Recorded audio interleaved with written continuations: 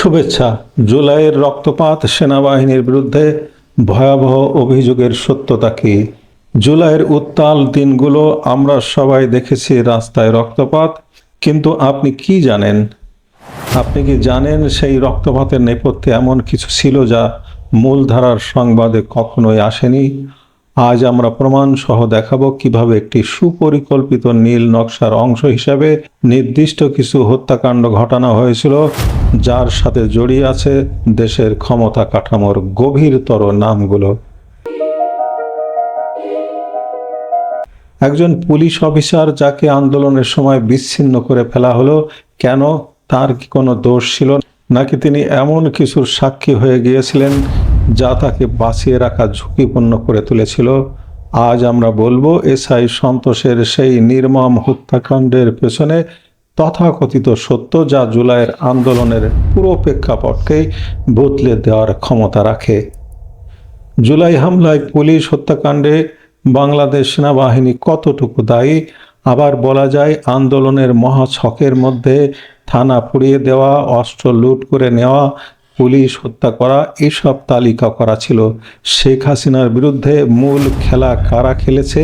সেনাবাহিনী সহ তিন বাহিনীর প্রধানদের সাথে মূল পরিকল্পনা বাস্তবায়নে সক্রিয় ভূমিকা রেখেছে সেনাবাহিনীর মধ্যে হিজবুত ও জামাতের সাথে জিহাদে অনুপ্রাণিত গ্রুপ।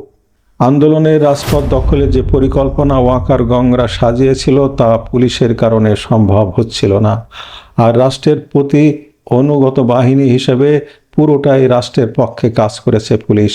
বিজিবিও সেনাবাহিনীর সাথে জড়িয়ে পড়ে।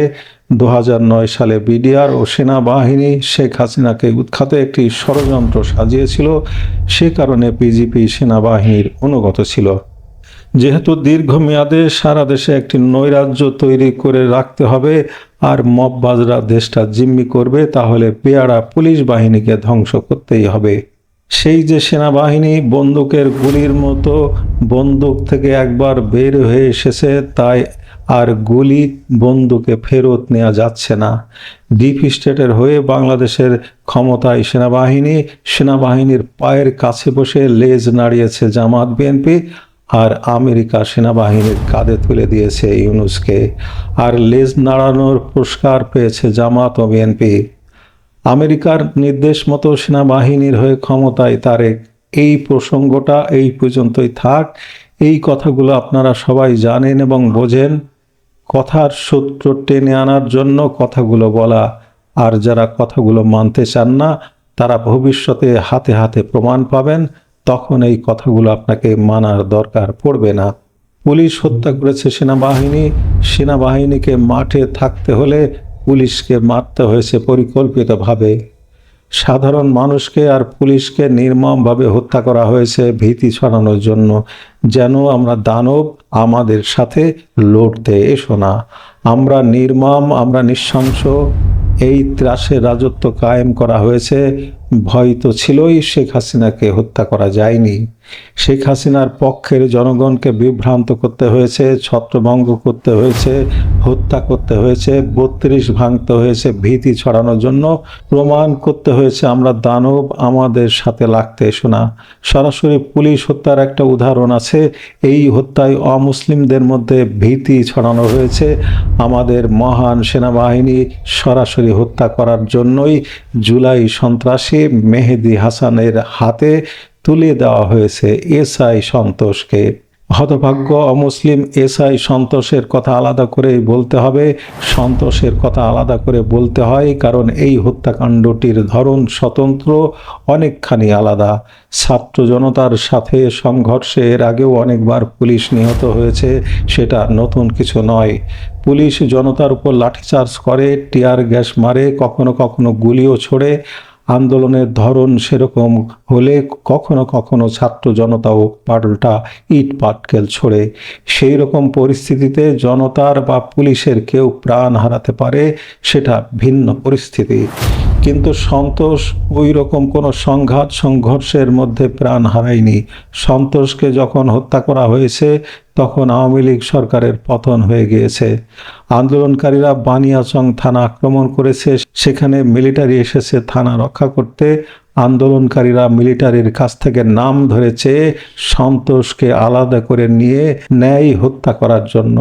মিলিটারির লোকেরাও অন্য পুলিশদের বাঁচানোর জন্য সন্তোষকে তুলে দেয় তাদের হাতে। সেদিন বানিয়াচং থানা পুলিশ অফিসারদের মধ্যে একা সন্তোষই ছিল অমুসলিম। আপনার কি মনে হয়, সন্তোষকে কি কেবল হিন্দু বলেই আলাদা করে হত্যা করা হয়েছে? আলাদা করে আর কি কিছু ভাবতে পাচ্ছেন? আর হত্যার ধরনটা দেখবেন, সন্তোষকে পিটিয়ে মেরে গাছে ঝুলিয়ে আগুন জ্বালিয়ে দেওয়া হয়। প্যাটার্নটা কি পরিচিত মনে হয়? গাজীপুরের দীপুচন্দ্রকেও একইভাবে হত্যা করা হয়েছিল।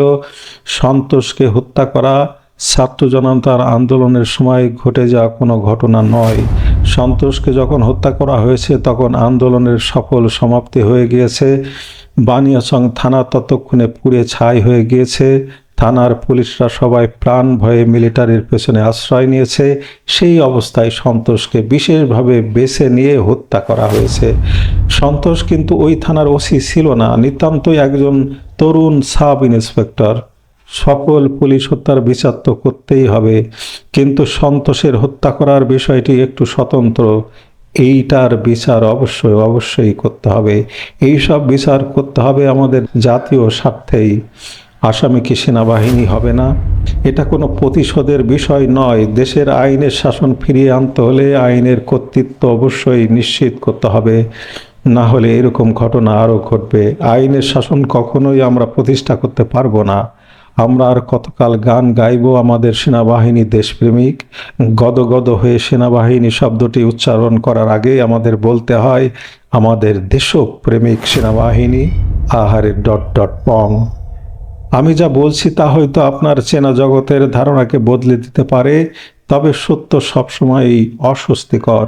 জুলাইয়ের এই ঘটনাগুলো কি কেবল একটি সরকার পরিবর্তনের চেষ্টা ছিল, নাকি আমাদের অস্তিত্বের ভিত নাড়িয়ে দেওয়ার এক সুদূর প্রসারী ষড়যন্ত্র?